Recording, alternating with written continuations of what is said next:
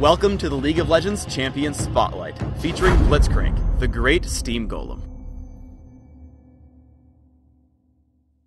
Blitzcrank is a mix between a pure tank, a melee fighter, and a burst mage, depending on what your team needs.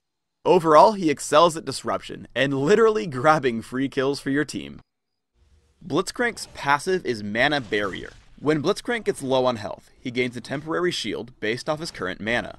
Blitzcrank does not lose any mana in the process, but if you happen to be empty when it activates, you won't get much of a shield. Rocket Grab sends out a skill shot nuke, which damages and stuns the first enemy it hits. Immediately after hitting, it pulls the enemy to you. Overdrive gives Blitzcrank bonus movement and attack speed for a few seconds. Power Fist causes Blitzcrank's next basic attack to deal bonus damage and knock the target into the air. Using this ability will reset your attack timer, so using it immediately after landing an attack will give you more damage output. Static Field is Blitzcrank's ultimate. Passively, it deals damage to a random enemy every few seconds. On activation, Blitzcrank damages and silences all nearby enemies, but deactivates the passive until it cools down.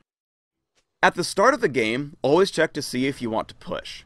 Check the scoreboard to see if they have a jungler, and use Clairvoyance to see where he's starting. One great Clairvoyance spot is right here. It lets you see champions setting up for the golem, wolves, or the brush to the right. Spotting a Kali, I walk up and pull her into my team with Rocket Grab, picking up first blood. At level 2, try to play aggressively in lane. I don't want to Rocket Grab right away, because I need Alistar's attacks for damage output. Instead, I walk up for Power Fist, and then Rocket Grab after. I actually used Rocket Grab too soon, because we don't kill him until after we all flash. But we still pick up the kill thanks to teamwork and good ability use. Warding the brush in your lane can be extremely powerful. Here Teemo ducks in for what he thinks will be a safe place to harass, but now that I know where he is, I land a Rocket Grab. I knock him up with Power Fist and chase with Overdrive once he flashes away. Because Overdrive lasts much longer than Move Quick, I know it can keep up a continued chase and land another Power Fist to pick up the kill. Be patient when using Rocket Grab. I see a fight in mid and chase with Overdrive. I prepare to hit an opponent with Rocket Grab, but I'm not sure if I'm in range. Because of my extra movement speed, Brand is afraid to turn straight down. Instead, he heads to the backside of his turret, which means he has no room to juke. This is the perfect opportunity to use Rocket Grab. I hit him, immediately land Power Fist, and on the way down activate Static Field. He basically has no chance to react and goes from full HP to death. In bottom lane, we push down a turret and start chasing a Kali toward her base. I flash to ensure I land Rocket Grab, which keeps her out of Twilight Shroud. Static Field and Power Fist keep her from retreating, while Alistar knocks her around. I run from Nocturne because I know he can kill me, but when he attacks Alistar, I turn back to disrupt his chase. Because of my cooldown reduction through runes, masteries, and items, I'm able to knock up Nocturne twice, letting Alistar live with just a sliver of health.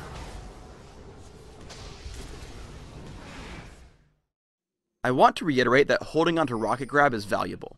We try to catch Pantheon right at level 1 for an early first blood, so I flash in to take him down. Look how he flashes before I even finish casting Rocket Grab. If I had just waited half a second, I could have grabbed him after the flash and picked up the kill.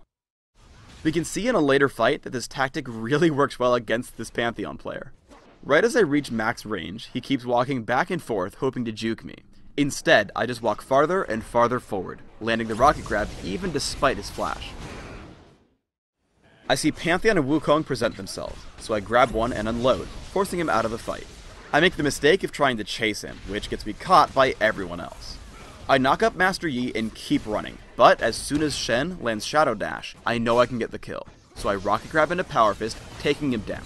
As Kennen chases me, I try to catch him around the corner with Power Fist, but my team picks up the kill anyway. Disruption is huge on Blitzcrank. I get into a teamfight late, but my position allows me to Rocket Grab Pantheon away from the battle, blocking him up for about half of it.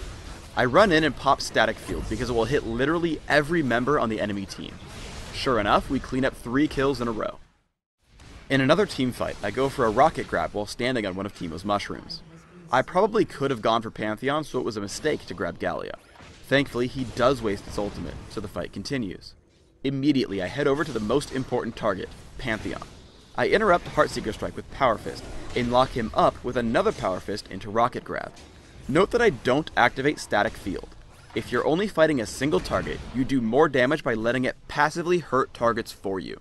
Only activate it if you need a burst of damage at the end.